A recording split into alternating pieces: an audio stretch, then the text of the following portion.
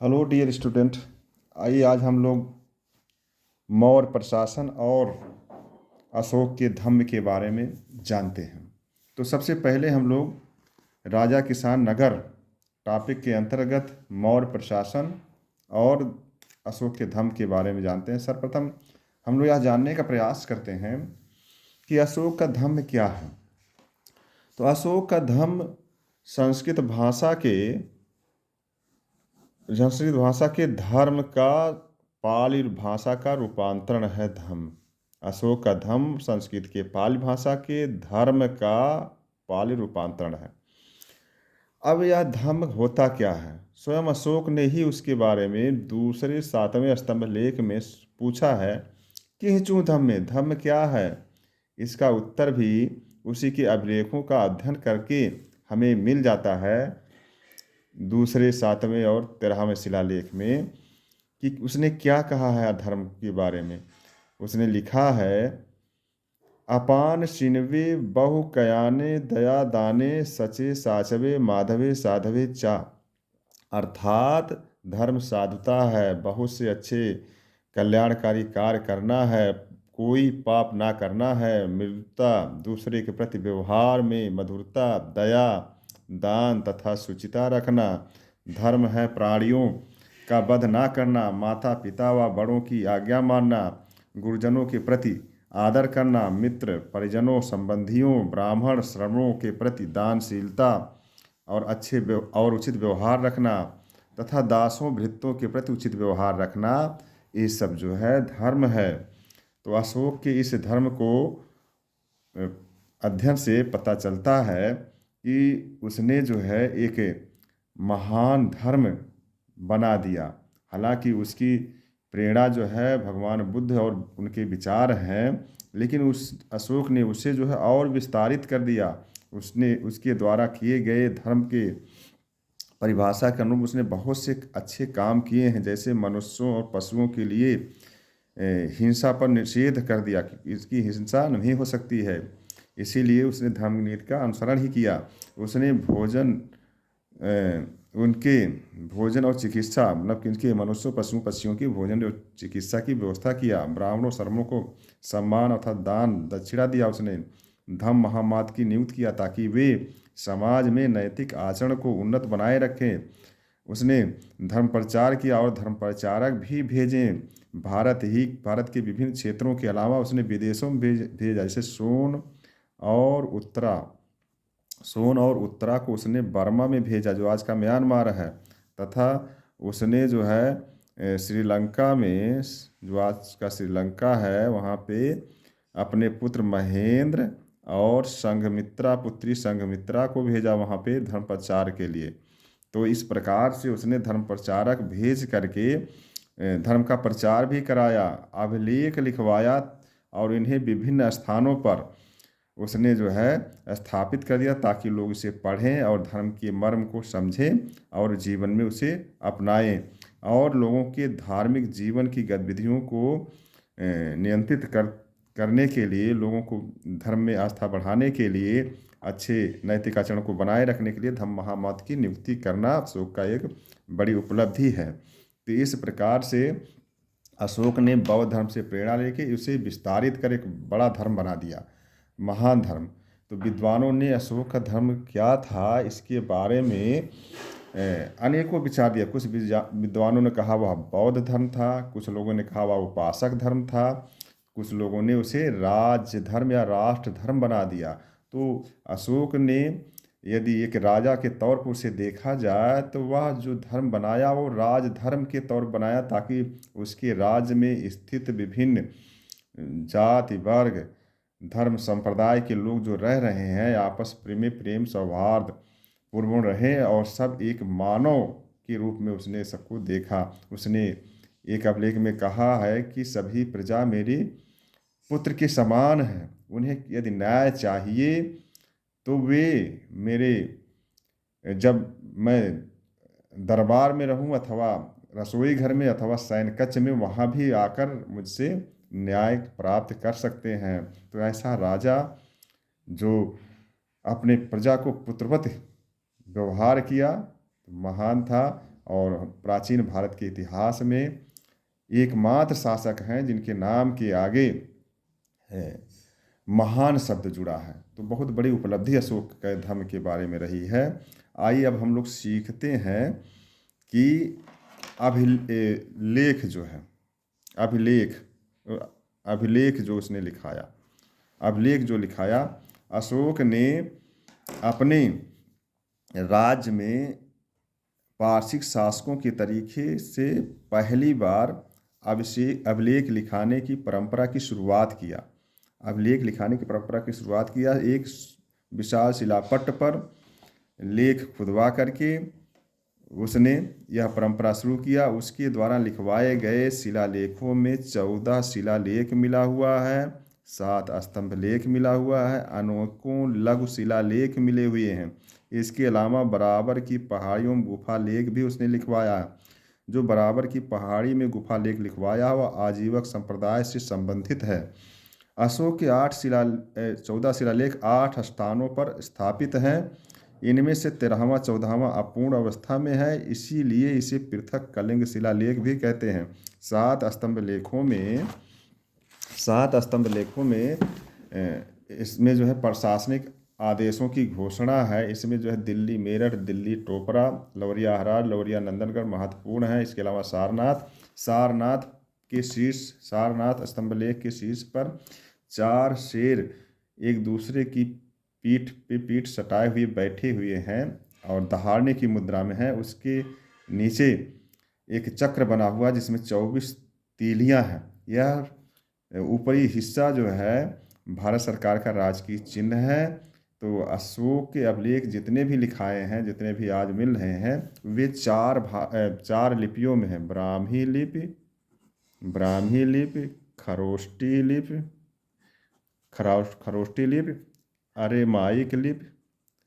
Aramaic और यूनानी। इन 4 लिपियों में उसने लिखवाया। और भाषा सभी की क्या थी? अभिलेखों की भाषा क्या थी?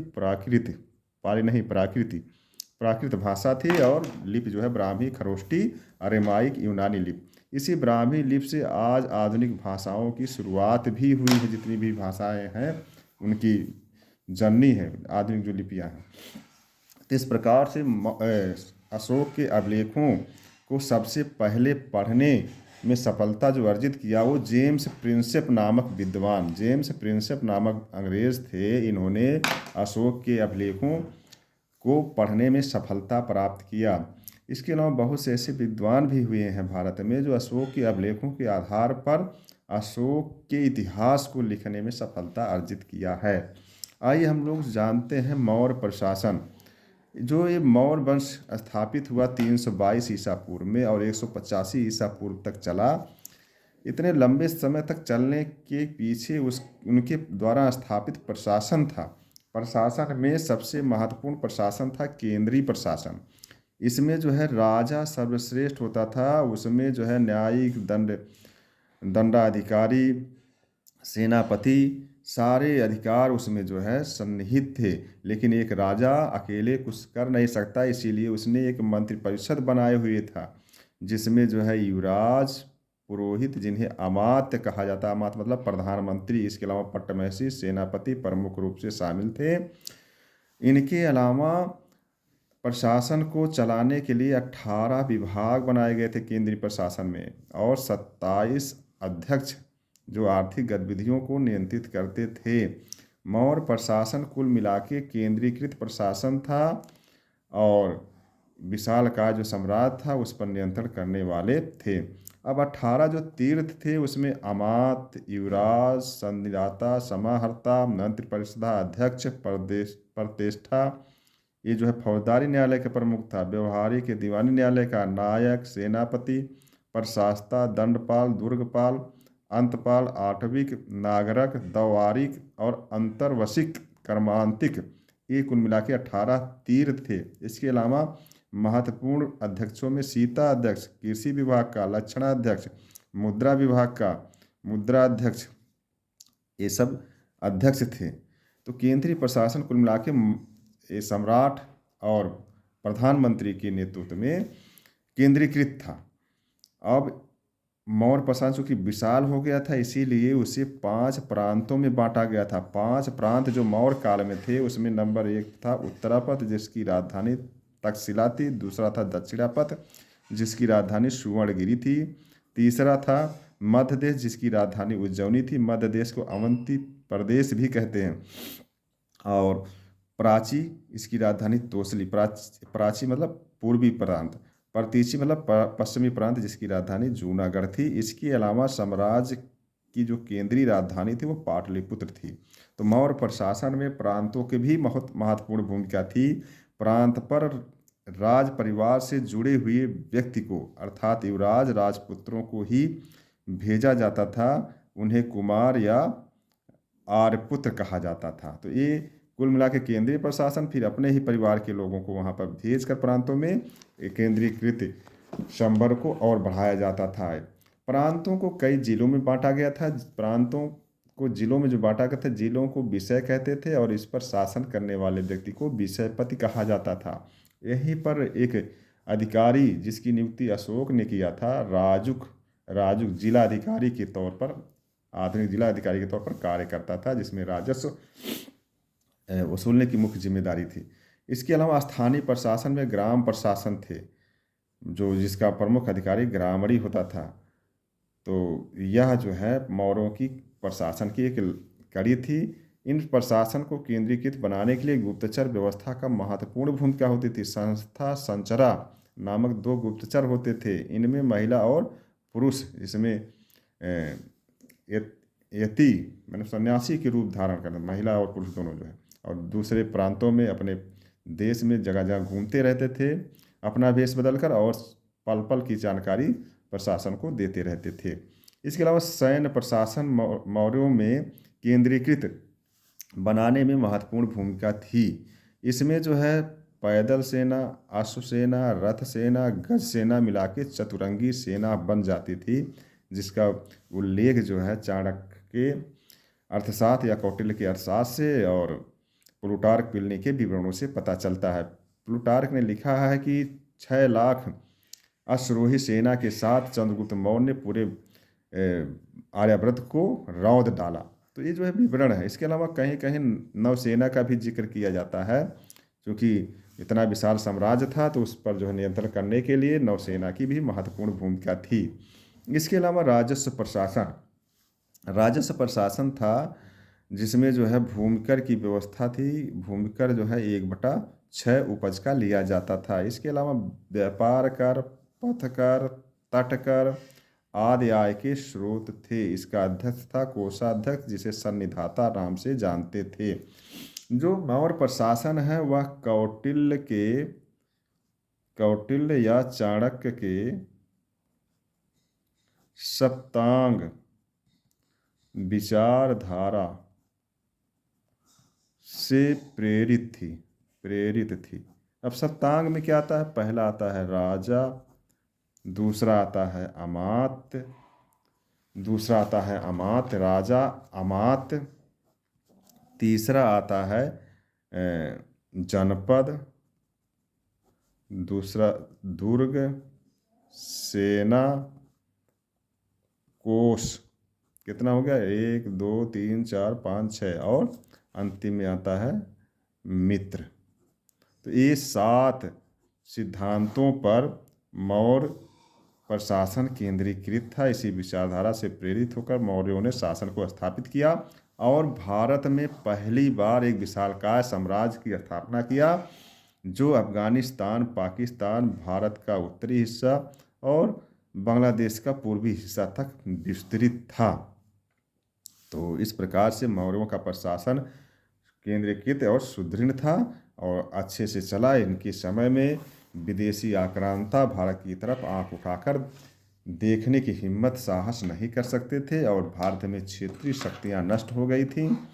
लेकिन मौर्यों के पतन के बाद भारत में क्षेत्रीय शक्तियां भी उभरने लगीं और विदेशी आक्रमण भी होने लगे। तो आगे के वीडियो में हम लोग पढ़ेंगे मौर्योत्तर काल। इसके अंतर्गत 2 चीज़ें पढ़ेंगे, विदेशी आक्रमण और क्षेत्रीय शक्तियाँ। इसमें जो है धार्मिक, आर्थिक और समाज को देखेंगे। ठीक, अगले वीडियो में हम लोग इस पर जो है चर्चा करेंगे।